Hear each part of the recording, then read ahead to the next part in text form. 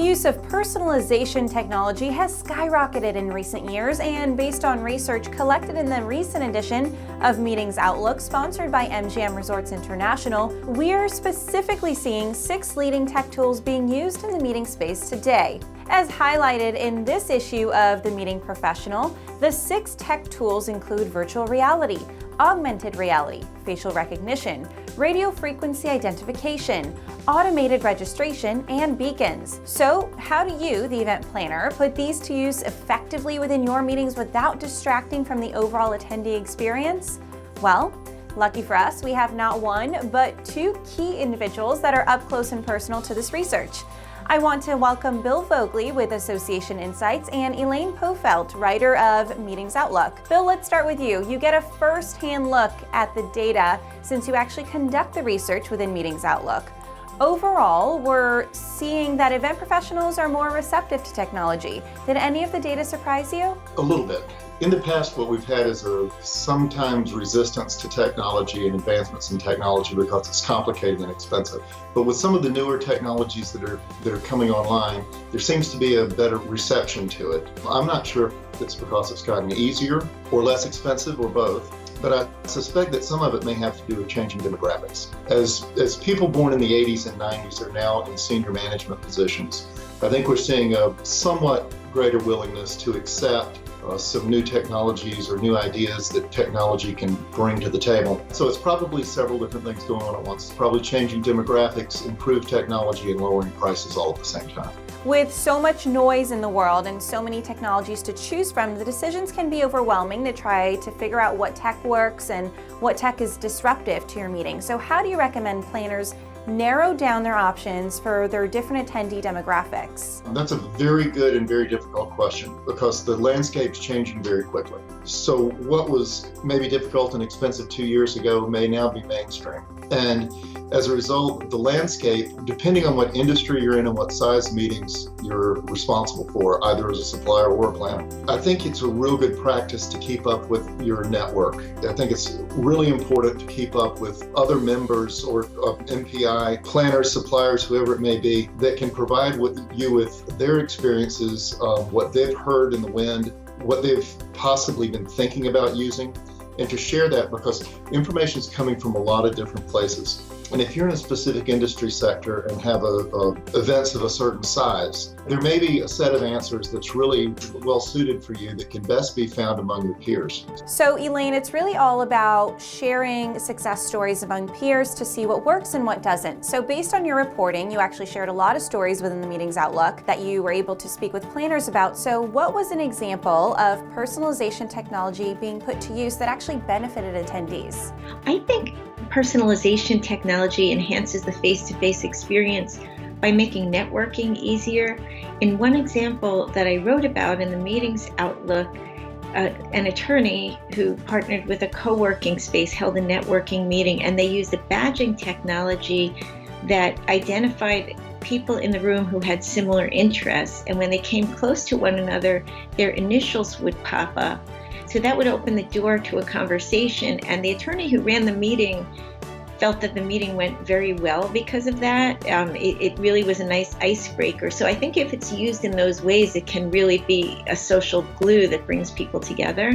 So we were talking about what data comes as a surprise, and I know that many of you may think this statistic is surprising. 44% of meeting planners said that safety and security trump any other factor when it comes to destination selection, amongst other things. So how does personalization technology play a role in staying abreast of possible threats? People really are carrying with them devices that can be extremely helpful in understanding the environment in which they're operating. So the more that meeting organizers, suppliers, and planners can use technology, or let's say encourage attendees to buy into technology that will help them be aware or stay abreast of threats and what their expected behavior should be as a result of that, I think the better it is. Candidly, the research would indicate that type of use of technology is somewhat underutilized, that possibly threat awareness and an appropriate response are not something that are made to be a large topic of an event. And it's understandable. I mean, it is a pretty negative topic, but it is, again, finding a way to make that seem intuitive would make it seem invisible while still being highly utilitarian. That was one of the facts in the research that stood out for me the most, because that's a very high percentage of people concerned about the same issue. And there's a good reason given the headlines that we see. I definitely think we will see personalization technology used to make sure that people who attend the meeting are who they say they are. But that comes with a lot of perils too, in terms of violating people's privacy.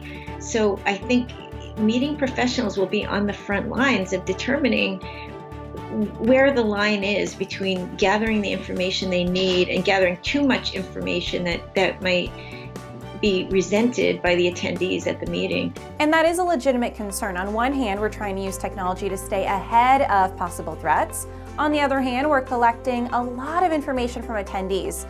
So do you anticipate any pushback in the future as a result of invasion of privacy concerns? They will.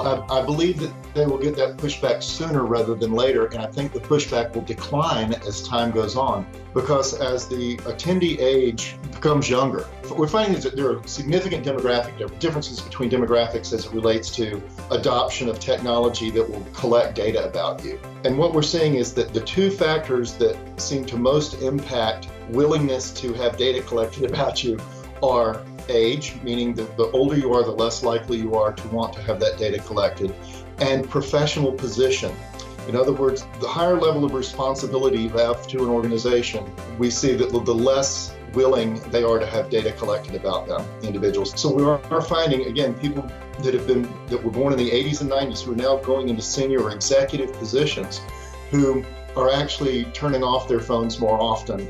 They're actually being a little bit more careful about their social media and more careful about where data is collected about them. So we're seeing demographics, specifically age and professional position, as being the two most significant factors influencing a willingness to give up data. I think transparency is the answer. I think people don't like it when they later find out that information has been gathered on them that they don't know about, or that they just weren't fully clear on at the time. I think the more you can be ahead of the event and say, this is what's going to be happening, are you comfortable with this? Then you can open the door for a dialogue. And if a lot of people are really uncomfortable with something that's being done, then you don't have to use it. One of the subjects that came up in the interviews was a face recognition technology that was being tested to monitor the expressions of people at an event to see how they were reacting